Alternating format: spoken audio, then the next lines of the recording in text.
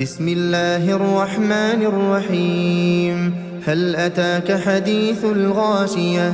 وجوه يومئذ خاشعة عاملة ناصبة تصلى نارا حامية تسقى من عين آنية ليس لهم طعام إلا من ضريع لا يسمن ولا يغني من جوع وجوه يومئذ ناعمة لسعيها راضية في جنة عالية لا تسمع فيها لاغية فيها عين جارية فيها سرر مرفوعة وأكواب موضوعة ونمارق مصفوفة وزرابي مبثوثة أفلا ينظرون إلى الإبل كيف خلقت وإلى السماء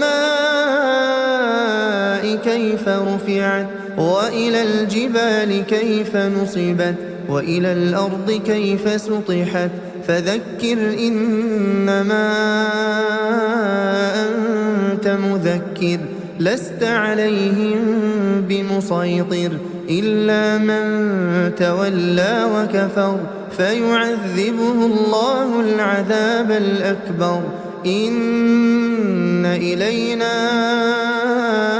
إيابهم ثم إن علينا حسابهم. بسم الله